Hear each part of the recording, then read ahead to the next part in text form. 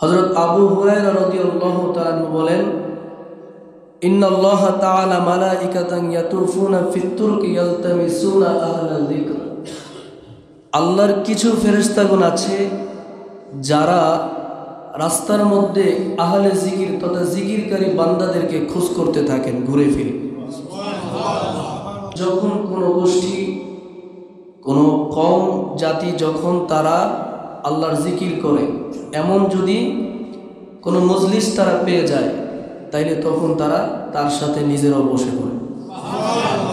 তখন তারা তাদের ডানাগুলো সর্বনিম্ন আসমান তথা প্রথম আসমান পর্যন্ত বিস্তৃত করে দেয়। করে দেওয়ার পরে ফেরেশতাদের মজলিস থেকে আসমান পর্যন্ত তাদের ডানাগুলো বিস্তৃত হয়ে যায়। বিস্তৃত হওয়ার পর ফায়াস আলুহুম রব্বুহুম ওয়া হুয়া আলাম, আল্লাহ পাক জানা সত্ত্বেও তাদেরকে প্রশ্ন করেন। সুবহানাল্লাহ। আল্লাহ পাক জানে কি জানে না? জেনেও জিজ্ঞাসা করা সুন্নতে ইলাহি। আল্লাহ পাক জেনেও তাদেরকে কিছু প্রশ্ন করেন। আল্লাহ পাক প্রথমে জিজ্ঞাসা করে, মা ইয়াকুলু ইবাদি, এরা কি করছে, আমার বান্দারা কি করছে? ফেরেশতারা তখন বলেন, ইউসাব্বিহুনাকা ওয়া ইউকাব্বিরুনাকা ওয়া ইয়াহমাদুনাকা ওয়া ইউমাজ্জিদুনাকা। আল্লাহ, আপনার বান্দারা আপনার জিকির করছে, আপনার মহত্ব বর্ণনা করছে, আপনার বরত্ব বর্ণনা করছে, আপনার প্রশংসা করছে, আপনার গুণকীর্তন করছে। তখন আল্লাহ পাক তাদেরকে একটা সুন্দর প্রশ্ন করেন। সুন্দর প্রশ্নটা হলো, আল্লাহ পাক বলেন, হাল রাআনি, তারা কি আমি আল্লাহকে দেখেছে? সুবহানাল্লাহ বলেন। আল্লাহ পাক জিজ্ঞাসা করে, তারা কি আমাকে দেখেছে? ফেরেশতারা বলে, লা ওয়াল্লাহি মা রাআক। আল্লাহকে বলে, না, আল্লাহর কসম। আল্লাহকে বলে, আল্লাহর কসম, তারা আপনাকে দেখে নাই। আল্লাহ পাক তখন বলেন, কাইফা লাউ রাআনি, তবে কেমন হতো যদি তারা আমি আল্লাহকে দেখত? সুবহানাল্লাহ বলতে কৃপণতা করেন না। আল্লাহ পাক বলে, তবে কেমন হতো যদি তারা আমাকে দেখত? ফেরেশতারা বলেন, লাউ রাআকা কানু আশাদ্দা লাকা তাসবিহা ওয়া আশাদ্দা লাকা তাহমিদা ওয়া আকসারা লাকা তামজিদা। ফেরেশতারা বলে, তাহলে যদি আপনাকে তারা দেখত, আরো বেশি আপনার ইবাদত করত, আরো বেশি আপনার তাসবিহ পড়ত, আরো বেশি আপনার জিকির করত, আরো বেশি ইবাদত করত, যদি আল্লাহকে দেখত। তখন আল্লাহ পাক এই কথা শুনে ফেরেশতাদেরকে জিজ্ঞাসা করেন, ফামাযা ইয়াসআলুন, তারা আমার কাছে কি চায়? কারা? যারা জিকির করতেছে। আল্লাহ পাক জিজ্ঞাসা করে, তারা আমার কাছে কি চায়? ফায়াকুলু ইয়াসআলুনাকাল জান্নাহ, আল্লাহ, আপনার কাছে তো তারা জান্নাত চায়। সুবহানাল্লাহ। তখন আল্লাহ পাক বলেন, হাল রাআহা, তারা কি এটা দেখেছে কখনো? ফেরেশতারা বলেন, লা আল্লাহু ইয়া রাব্বি লা রাআহা, তারা জান্নাত কখনো দেখে নাই তো। তখন আল্লাহ পাক বলে, ফাকাইফা লাউ রাআহা, তবে কেমন হতো যদি তারা আমার জান্নাত দেখত? আল্লাহ পাক জিজ্ঞাসা করতেছেন। তো ফেরেশতারা বলতেছেন, লাউ আন্নাহুম রাআহা কানু আশাদ্দা আলাইহা হিরসা, যদি তারা এটা দেখত তাইলে এর প্রতি তাদের আগ্রহ বেড়ে যেত আরো বেশি। ওয়া আশাদ্দাল্লাহা তলাবা ওয়া আশাদ্দাল্লাহা তলবা, তাদের এটার প্রতি আরো বেশি বেশি তারা এটা আপনার কাছে চাইতো, আরো বেশি বেশি জান্নাত কামনা করত, প্রার্থনা করত। ওয়া আযমা ফিহা রাগবা, এবং তাদের চাহিদাটা আরো বড় হয়ে যেত, আরো মহান হয়ে যেত। তখন আল্লাহ পাক জিজ্ঞাসা করেন, ফামিম্মা ইয়াতাআওয়াযুন, তারা কি থেকে আশ্রয় চাইতেছে? সুবহানাল্লাহ। চাওয়া হচ্ছে জান্নাত, আর কোন জিনিস থেকে তারা বাঁচতে চায়, তারা আশ্রয় চায়? তখন ফেরেশতারা ডেকে বলে, আল্লাহ, তারা তো জাহান্নাম থেকে বাঁচতে চায়। ইয়াতাআওয়াযুনা ফিন্নার, তারা জাহান্নামের আগুন থেকে বাঁচতে চায়। তো আল্লাহ পাক তখন বলেন, হাল রাআহা, তারা কি কখনো জাহান্নাম দেখেছে? লা ইয়া রাব্বি লা রাআহা, তারা কখনো লা ইয়া রাব্বি মা রাআহা, কখনো জাহান্নাম দেখে নাই।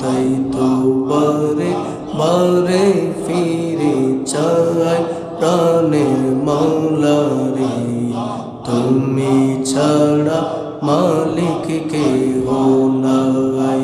আল্লাহ আল্লাহ আল্লাহ আল্লাহ। আমি বড় গুনাহগার, তুমি তো মাওলা গফফার, ক্ষমা ছাড়া আমি নিরুপায়। মারহাবা আল্লাহ, তোমার দয়া মায়া ছাড়া আমি কাঙ্গাল দিশে হারা। আল্লাহ আল্লাহ আল্লাহ, তোমার দয়া মায়া ছাড়া আমি কাঙ্গাল দিশে হারা। অসহায় তুমি তো সহায় প্রাণের মাওলা রে, তুমি ছাড়া মালিক কেহ নাই। আল্লাহ আল্লাহ আল্লাহ আল্লাহ। আমার সুন্দর মিষ্টি মধুর নাম ধরে ডাক, তুই আমার ডাক রে বান্দা, তুই আমার ডাক। আল্লাহ আল্লাহ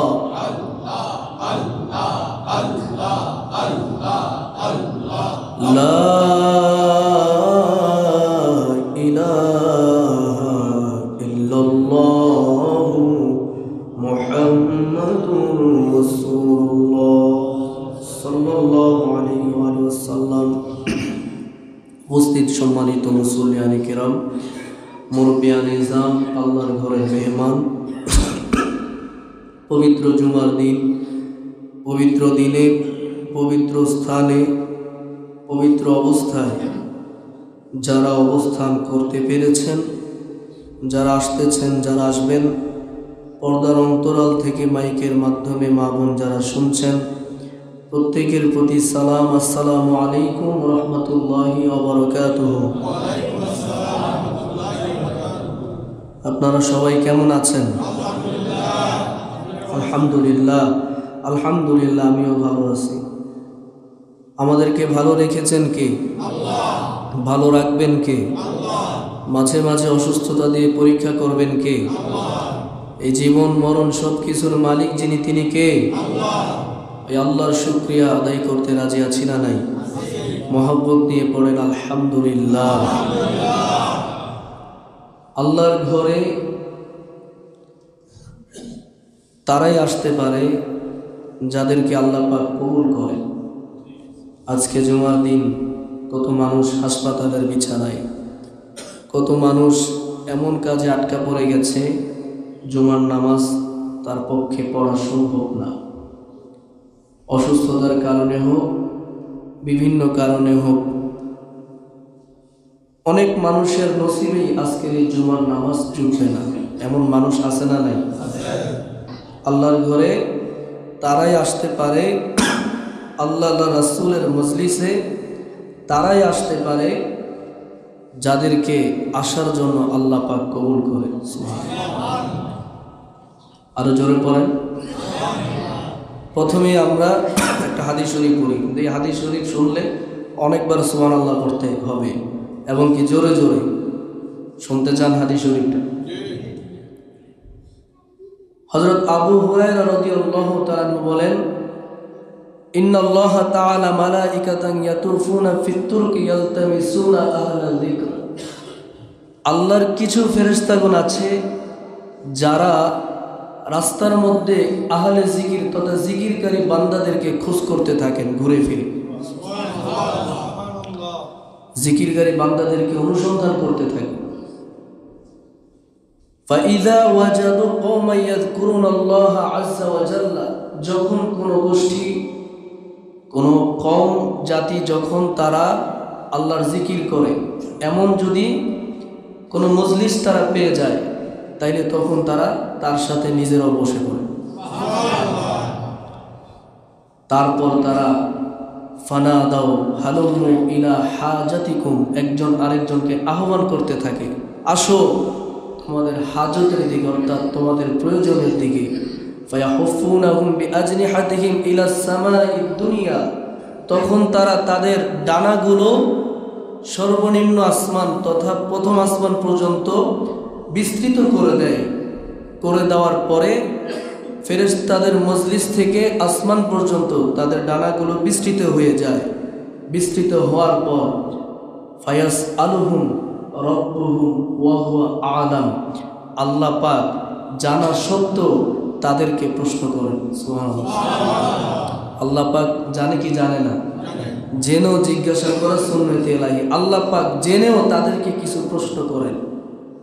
আল্লাহ পাক প্রথমে জিজ্ঞাসা করে, মা ইয়াকুলু ইবাদি, এরা কি করছে, আমার বান্দারা কি করছে? ফেরেশতারা তখন বলেন, ইউসাব্বিহুনাকা ওয়া ইউকাব্বিরুনাকা ওয়া ইয়াহমাদুনাকা ওয়া ইউমাজ্জিদুনাকা, আল্লাহ আপনার বান্দারা আপনার জিকির করছে, আপনার মহত্ব বর্ণনা করছে, আপনার বরত্ব বর্ণনা করছে, আপনার প্রশংসা করছে, আপনার গুণকীর্তন করছে। তখন আল্লাহ পাক তাদেরকে একটা সুন্দর প্রশ্ন করেন। সুন্দর প্রশ্নটা হলো, আল্লাহ পাক বলেন, হাল রাআনি, তারা কি আমি আল্লাহকে দেখেছে? সুবহানাল্লাহ বলেন। আল্লাহ পাক জিজ্ঞাসা করে, তারা কি আমাকে দেখেছে? ফেরেশতারা বলে, লা ওয়াল্লাহি মা রাআক, আল্লাহকে বলে না, আল্লাহর কসম, আল্লাহকে বলে আল্লাহর কসম, তারা আপনাকে দেখে নাই। আল্লাহ পাক তখন বলেন, কাইফা লাউ রাআনি, তবে কেমন হতো যদি তারা আমি আল্লাহকে দেখতো? সুবহানাল্লাহ বলতে কৃপণতা করেন না। আল্লাহ পাক বলে, তবে কেমন হতো যদি তারা আমাকে দেখতো? ফেরেশতারা বলেন, লাউ রাআকা কানু আশাদ্দা লাকা তাসবিহা ওয়া আশাদ্দা লাকা তাহমিদা ওয়া আকসারা লাকা তামজিদা। ফেরেশতারা বলে, তাহলে যদি আপনাকে তারা দেখতো, আরো বেশি আপনার ইবাদত করত, আরো বেশি আপনার তাসবিহ পড়ত, আরো বেশি আপনার জিকির করত, আরো বেশি ইবাদত করত, যদি আল্লাহকে দেখতো। তখন আল্লাহ পাক এই কথা শুনে ফেরেশতাদেরকে জিজ্ঞাসা করেন, ফামাদা ইয়াসআলুন, তারা আমার কাছে কি চায়? কারা? যারা জিকির করতেছে। আল্লাহ পাক জিজ্ঞাসা করে, তারা আমার কাছে কি চায়? ফায়াকুলু ইয়াসআলুনাকাল জান্নাহ, আল্লাহ আপনার কাছে তো তারা জান্নাত চায়। সুবহানাল্লাহ। তখন আল্লাহ পাক বলেন, হাল রাআহা, তারা কি এটা দেখেছে কখনো? ফেরেশতারা বলেন, লা আল্লাহু ইয়া রাব্বি লা রাআহা, তারা জান্নাত কখনো দেখে নাই তো। তখন আল্লাহ পাক বলে, ফাকাইফা লাউ রাআহা, তবে কেমন হতো যদি তারা আমার জান্নাত দেখতো? আল্লাহ পাক জিজ্ঞাসা করতেছেন। তো ফেরেশতারা বলতেছেন, লাউ আন্নাহুম রাআহা কানু আশাদ্দা আলাইহা হিরসা, যদি তারা এটা দেখতো তাইলে এর প্রতি তাদের আগ্রহ বেড়ে যেত আরো বেশি। ওয়া আশাদ্দাল্লাহা তলাবা, ওয়া আশাদ্দাল্লাহা তলবা, তাদের এটার প্রতি আরো বেশি বেশি তারা এটা আপনার কাছে চাইতো, আরো বেশি বেশি জান্নাত কামনা করত, প্রার্থনা করত। ওয়া আযমা ফিহা রাগবা, এবং তাদের চাহিদাটা আরো বড় হয়ে যেত, আরো মহান হয়ে যেত। তখন আল্লাহ পাক জিজ্ঞাসা করেন, ফামিম্মা ইয়াতাআওয়াযুন, তারা কি থেকে আশ্রয় চাইতেছে? সুবহানাল্লাহ। চাওয়া হচ্ছে জান্নাত, আর কোন জিনিস থেকে তারা বাঁচতে চায়, তারা আশ্রয় চায়? তখন ফেরেশতারা ডেকে বলে, আল্লাহ তারা তো জাহান্নাম থেকে বাঁচতে চায়। ইয়াতাআওয়াযুনা ফিন্নার, তারা জাহান্নামের আগুন থেকে বাঁচতে চায়। তো আল্লাহ পাক তখন বলেন, হাল রাআহা, তারা কি কখনো জাহান্নাম দেখেছে? লা ইয়া রাব্বি লা রাআহা, তারা কখনো লা ইয়া রাব্বি মা রাআহা, কখনো জাহান্নাম দেখে নাই। তখন আল্লাহ পাক জিজ্ঞাসা করে, তবে কেমন হতো যদি তারা জাহান্নাম দেখতো? ফেরেশতারা বলে, লাউ রাআহা কানু আশাদ্দা মিনহা ফিরারা, তাহলে তারা এর থেকে পলায়ন করে ঘুরে বেড়াতো। ওয়া আশাদ্দালহা মাখাফা, আর বেশি বেশি এ থেকে বাঁচার চেষ্টা করত, মাফ চাইতো। আল্লাহ পাক তখন বলে ফাআশহিদুকুম আন্নী কদ গফারতু লাহুম, ফেরেশতারা তোমরা সাক্ষ্য থাকো, তোমাদেরকে সাক্ষী রেখে আমি আল্লাহ ঘোষণা দিচ্ছি এই মজলিসের মধ্যে যারা আছে সবাইকে আমি ক্ষমা করে দিলাম। সুবহানাল্লাহ, মহব্বতে পড়েন সুবহানাল্লাহ, আর একটু মহব্বতে পড়েন সুবহানাল্লাহ। এখন একজন ফেরেশতা ডাক দিয়ে বলেন, একজন ফেরেশতা ডাক দিয়ে বলেন ফিহিম ফুলানুন লাইসা মিনহুম ইন্নামা জাআ লিহাজা, আল্লাহ ওই মজলিসের মধ্যে অমুক বান্দা, সে তো আর আপনার জিকির করতে বসেনি, সে এমনিই বসেছে, সে অত খালেস না, সে জিকির করার জন্য না, এমনি বসতে বসতে বসে গেছে তাদের সাথে। অনেক সময় হয় না, মাহফিলের পাশ দিয়ে যাচ্ছে কেউ, মাহফিল হচ্ছে, সে কি করে, একটা লোক মাহফিলের মধ্যে বসে যায়।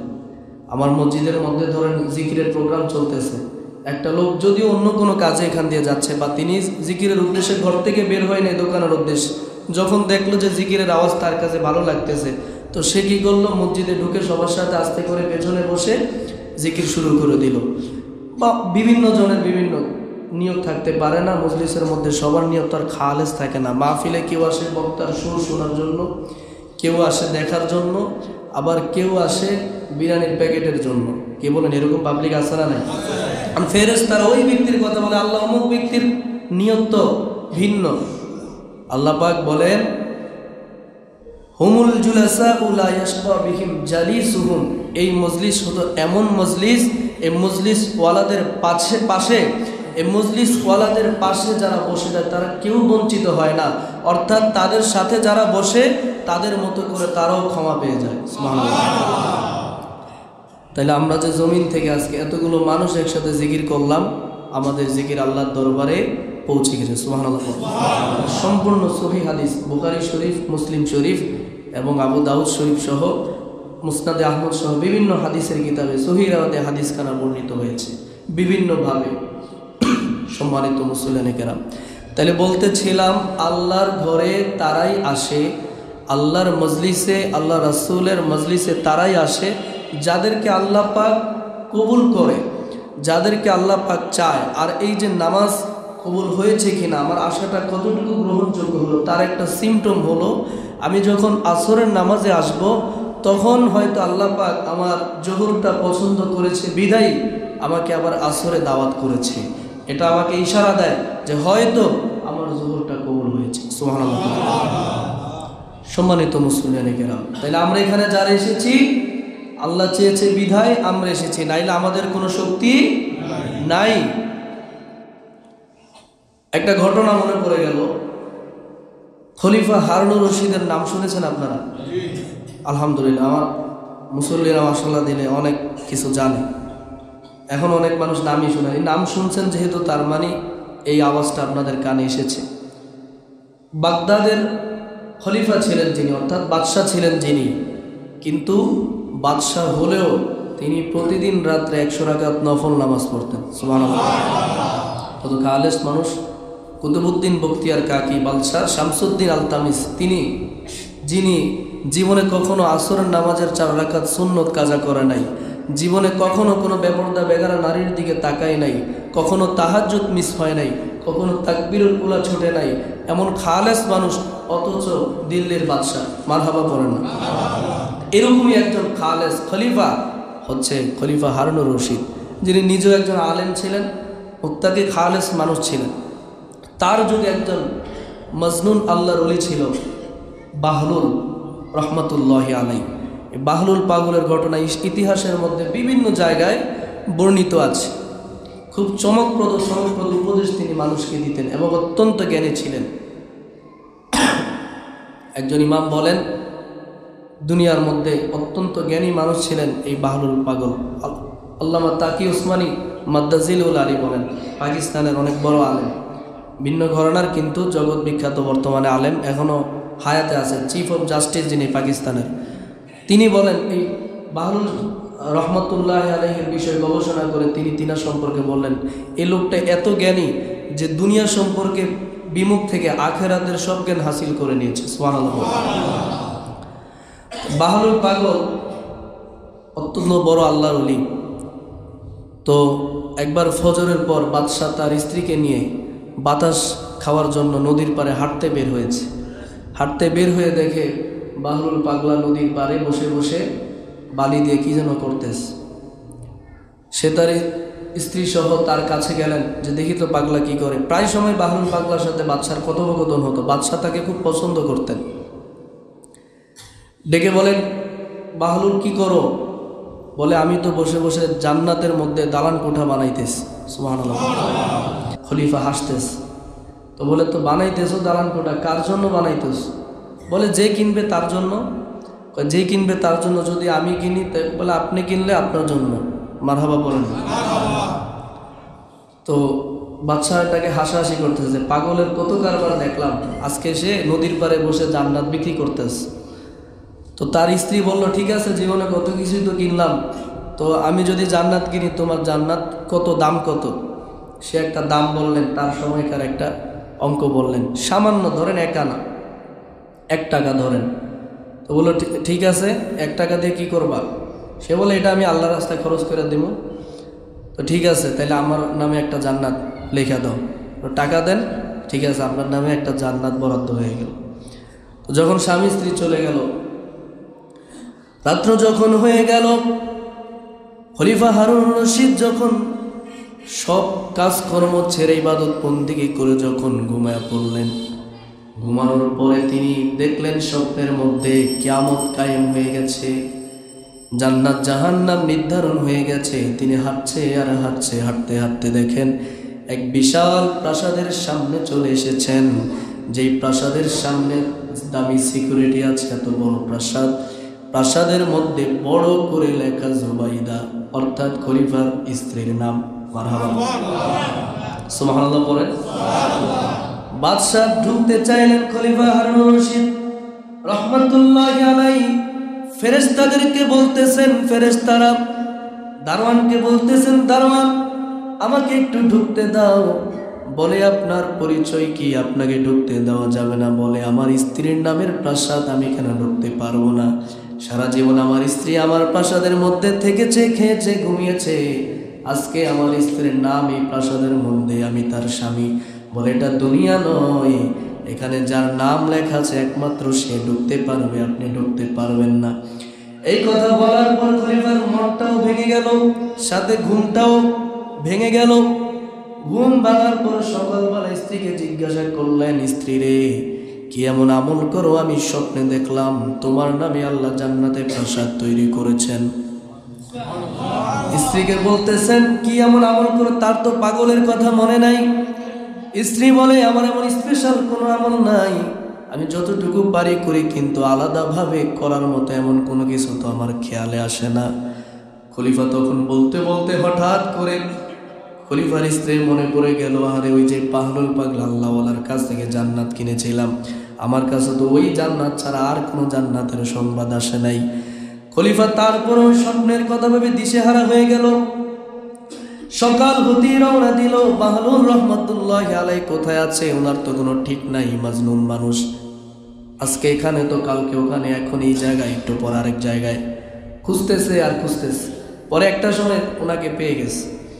পাওয়ার পর জিজ্ঞাসা করে, আপনার আমি খুঁজতেছি, আপনি কোথায়?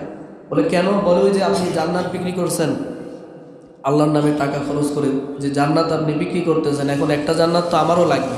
সুবহানাল্লাহ বলে, একটা জান্নাত তো আমারও লাগবে। তো বলে, ঠিক আছে, আপনি কিনলে পাবেন। তো বলে, ঠিক আছে, দাম কত? বলে, দাম হলো গোটা বাগদাদ শহরের, বাগদাদ রাজ্যের অর্ধেক রাজত্ব আমাকে দিতে হবে। আল্লাহু আকবার। তিনি বলে, এটা কেমন কথা, বেইনসাফি, কই 1 টাকা 1 আনা, আর কই এখন গোটা বাগদাদের অর্ধ রাজত্ব, এটা কিভাবে? এটা বেইনসাফি হয়ে গেল না? বলে, আপনার স্ত্রী তো কিনেছে গাইবের উপরে বিশ্বাস করে, না দেখে। আমি তো বলেছিলাম 1 টাকা দিলে এটা আল্লাহ রাস্তায় খরচ করব, আমি তো আর খরচ করব না, এরকমই তো চুক্তিটা ছিল। তো স্ত্রী কিনেছে না দেখে, আর আপনি তো কিনতেছেন দেখে। সুবহানাল্লাহ।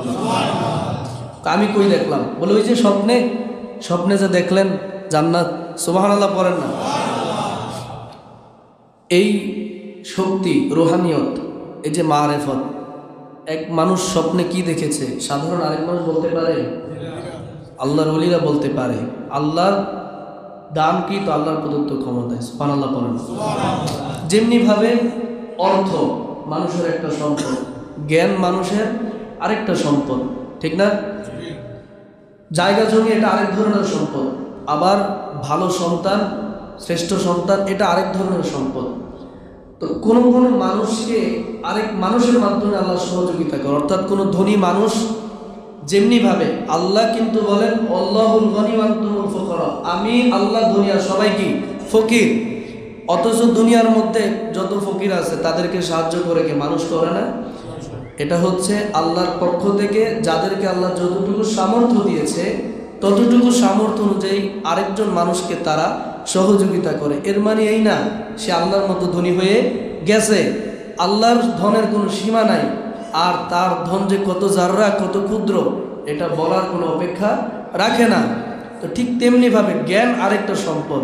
আল্লাহ পাক আলিমুল গায়বি ওয়াস শাহাদা, কিন্তু আল্লাহ পাক যখন সেখান থেকে জাররা পরিমাণ যাকে যতটুকু দান করেন সে সেখান থেকে ততটুকু সার্ভিস মানুষকে দিতে পারে। এর মানে এই না তাকে আল্লাহর কাছাকাছি নিয়ে গেছে, নাউজুবিল্লাহ মিন যালিক। তো আল্লাহ পাক বলেন দুনিয়ার মধ্যে যত জমিনের মধ্যে যত খাজিনা আছে, যত সম্পদ আছে, অর্থাৎ যত ধরনের সম্পদ, সম্পদ বলতে আমরা যা কিছু বুঝি, আল্লাহর হাবিব বলেন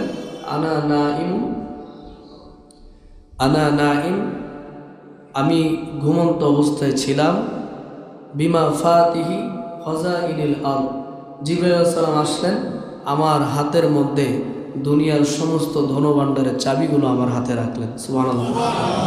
আরেক হাদিসে কি বলেন আমরা সবাই জানি, আনা কাসিম আল্লাহু ইউতি, আল্লাহ দাতা আমি নবী বন্টনকারী। তো জ্ঞান বলেন, ধন বলেন, আর যা কিছুই বলেন সব কিছুর মালিক আল্লাহ, কিন্তু বন্টন করে কে? রাসূল পাক সাল্লাল্লাহু আলাইহি ওয়াসাল্লাম।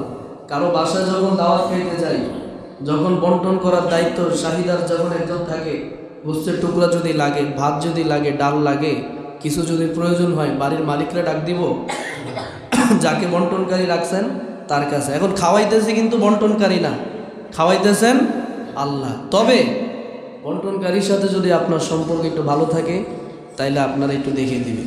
কি বলেন, ঠিক না ভাই? ঠিক, এটাই দুনিয়ার রীতি। বাহলুল পাগল বলে দিলেন অর্ধেক রাজত্ব দিতে হবে। বাদশাহ বললেন না না, এত দিয়ে আমি নিতে পারবো না, ঠিক আছে আমি আল্লাহর কাছে, আল্লাহর সাথে সওদা করব, তোমার কাছে পেলাম না আর কি। বাদশাহ চলে গেল। আবার যখন একবার বাহলুল পাগলকে বাদশাহ দেখলেন, দেখার পর দূর থেকে মানুষ পাঠালেন তাকে ডেকে আনার জন্য, যে তাকে এই মুহূর্তে নিয়ে আসো আমার কাছে। প্রাসাদের মধ্যে দোতলা সিস্টেম, আগেকার সময় লিফটের সিস্টেম, রশি দিয়ে বেঁধে এক ধরনের লিফট টেনে টেনে উপর উঠাইতো। তা দ্রুত যদি দরকার হইতো তাইলে তাৎক্ষণিক উঠানোর একটা ব্যবস্থা ছিল আর কি, মানুষের মাধ্যমে উঠাইতো। এত সিঁড়ি বেয়ে এত উপর ওঠা সম্ভব ছিল, মানে দেরি হয়ে যাইত। ইমার্জেন্সি কিছু হইলে তাকে ইমার্জেন্সি আনো, তো তাকে লিফট দিয়ে একটা টান দিয়ে মুহূর্তের মধ্যে নিয়ে আসছে।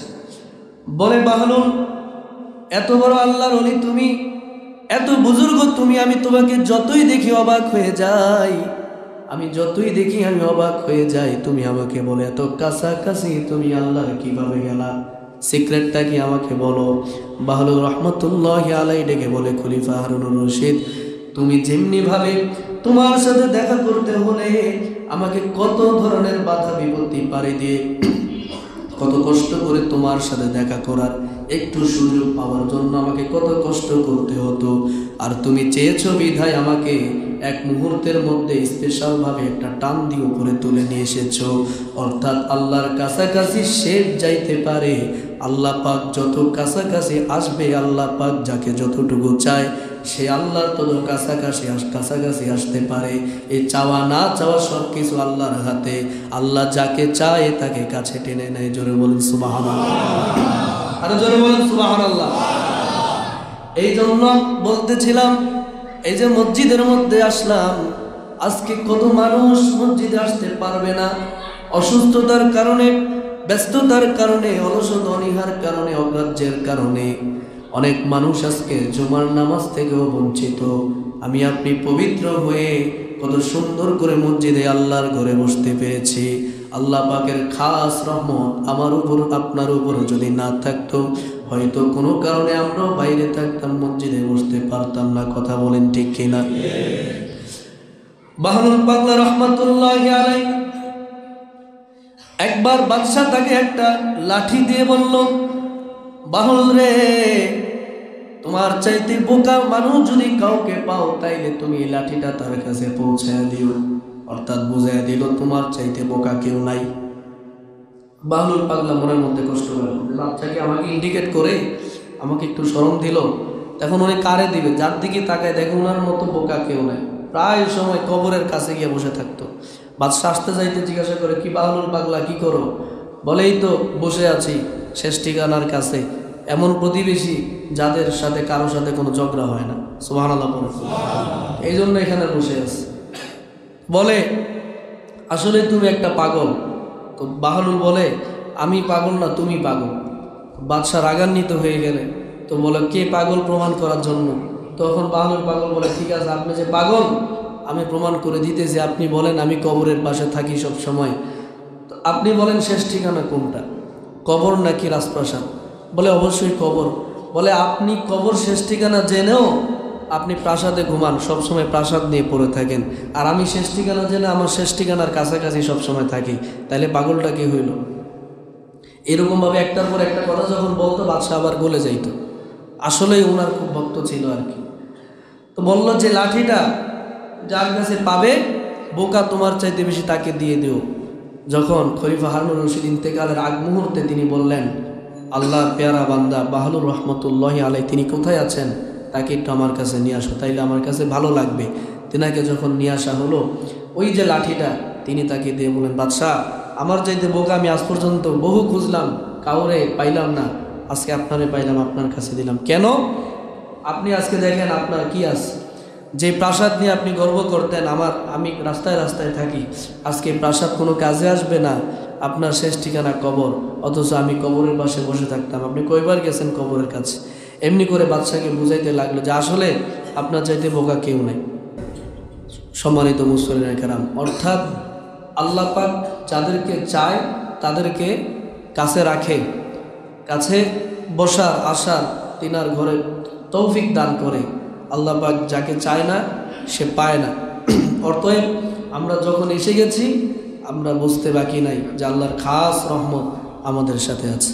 তো কোরআনের আয়াত পড়েছিলাম, ওয়া মা খালাকতুল জিন্না ওয়াল ইনসা ইল্লা লিয়াবুদুন। আল্লাহ পাক জিন ও মানুষকে সৃষ্টি করেছেন, জোরে বলেন কিসের জন্য?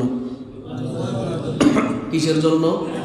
ইবাদতের জন্য। অর্থাৎ ইবাদত আছে আমার আখিরাত সুন্দর, ইবাদত আছে আমার দুনিয়াও সুন্দর। ইবাদত নাই, আমার দুনিয়া সুন্দর হলেও হতে পারে কিন্তু আখিরাতে কিছু নাই। এই জন্য আমাদের নামাজ লাগবে কি লাগবে না? রোজা লাগবে। এই জন্য বাবা, বিশেষ করে যুবক ভাইয়ার আমার, মসজিদের সংখ্যা বেড়েছে, মুসল্লিদের সংখ্যা কমে গেছে। মসজিদের এনভায়রনমেন্ট, আয়োজন, যত ধরনের যত ব্যবস্থাপনা আছে, আধুনিক টেকনোলজি, এসি থেকে শুরু করে ঝাড়বাতি, কত সুন্দর ব্যবস্থাপনা, সব কিছু দিন দিন উন্নত হচ্ছে। এখন মোটরে সুইচও দেওয়া লাগে না, মোটর কখন পানি উঠাতে হবে নিজে নিজে উঠায় নেয়, মসজিদ সাহেবের সুইচ টিপ দেওয়া লাগে না। দিন দিন সব কিছু আপডেট হচ্ছে। মসজিদের সব জায়গায় মুসল্লির সংখ্যা কম না বেশি? এমনও মসজিদ আছে, আমার আগের মসজিদেও শীতকালে অজুর জন্য হিটারের ব্যবস্থা, অটোমেটিক যখন পানি ছাড়তো কুসুম গরম পানি আসে যে মানুষের অজু করতে সুবিধা হয়।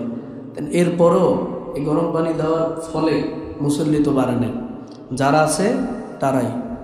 এই জন্য বাবা, আমরা আহলুস সুন্নাহ ওয়াল জামাতের অনুসারী, আমাদেরকে নামাজ পড়তে হবে, এটা ফরজ, এ ব্যাপারে কোনো ছাড় নাই। রোজা যাদের উপর ফরজ তাদেরকে রাখতে হবে, হজ জাকাত যাদের উপর ফরজ তাদের রাখতে হবে। ঘুমানোর সময় সুন্নত নাই, খাওয়ার সময় সুন্নত নাই, বাথরুমে গেলে সুন্নত নাই, কথা বলার সময় সুন্নত নাই, ব্যবসায়িক ক্ষেত্রে সুন্নত নাই, পারিবারিক সাংসারিক জীবনে সুন্নতের আমল নাই। প্রত্যেকটা জায়গায়, প্রতিটা ক্ষেত্রে, প্রতিটা মুহূর্তে সুন্নতের বহির্ভূত কাজ করে যদি কবরে যাই, নবীর সামনে দাঁড়ানো আমার আপনার জন্য বড় লজ্জার হয়ে যাবে, বড় কঠিন হয়ে যাবে। যে রহমাতুল লিল আলামিন দাওয়াত দেওয়ার জন্য তায়েফের ময়দানে মাথা মোবারক রক্তাক্ত করেছেন, যে রহমতুল লিল আলামিন উহুদের ময়দানে দন্ত মোবারক শহীদ করেছেন। জিবরাইল আলাইহিস সালাম বলেছিলেন, আল্লাহ শুধু হাবিব আপনি শুধু একবার আল্লাহর কাছে এই দোয়া করেন, দেখবেন যে আল্লাহ পাক বলেছেন, জিবরাইল রে আমার হাবিবকে বলো, আমার হাবিব যদি একটা বার চায় গোটা উহুদের পাহাড়টা তাদের উপর ফেলে দিব, এক মুহূর্তে ধ্বংস করে দিব। আল্লাহর নবী বলেছেন, না, আমি এই দন্ত মোবারক, এই রক্ত মোবারক, এই সব কথাগুলো কাল হাসরের ময়দানে তুলে ধরবো। এমনকি ইমাম হাসান হুসাইনের বেলাও আম্মাজান ফাতেমা বলেছেন, তাদের এই কল্লা কাটা দেহ মোবারক এবং তাদের এই বিষাক্ত দেহ মোবারক, এই রক্তাক্ত জামা মোবারকগুলো নিয়ে আমি হাসরের ময়দানে দেখাবো আল্লাহকে।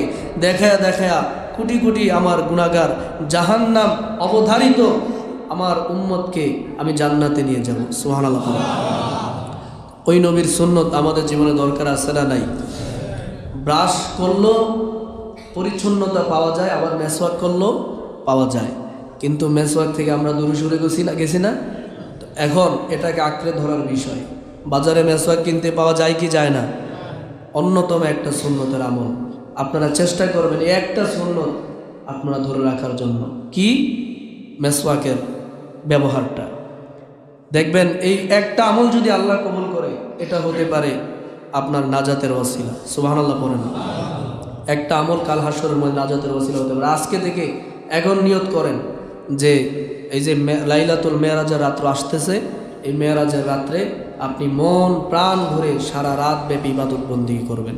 রাজি আছেন ইনশাআল্লাহ?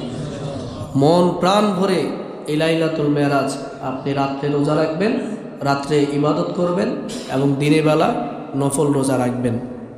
এরপরে শাবান মাস আসতেছে, লাইলাতুল বারাতে আইয়ামে বিজ তথা নিশ্চে শাবানের রাত্র সহ 13, 14, 15 3 দিন মোট 3টা রোজা রাখবেন। করেন ইনশাআল্লাহ? আরও জোরে বলেন ইনশাআল্লাহ। এই মাস এমন একটা মাস, মহিমান্বিত মাস, আমাদের মাস থেকে দেখতে দেখতে বিদায় নিয়ে চলে গেল। আমরা কিন্তু তেমন কোনো আমল করতে পারি নাই। এই তো সেদিন বললাম সবে এই রজব মাস আসলো, আর এই আবার চলে গেল। তো এই মাসের যত নিয়ামত আছে আল্লাহ পাক বারাকা আছে আমাদেরকে দান করুক, এবং শাবান মাসের বরকত দান করুক, রমাদান পর্যন্ত আমাদেরকে সুস্থতার সহিত নেক হায়াত দান করুক। সকলে পড়েন আমিন। আমরা লাইলাতুল মেরাজ কি এর পরে আর কতদিন আছে কে জানেন? জি,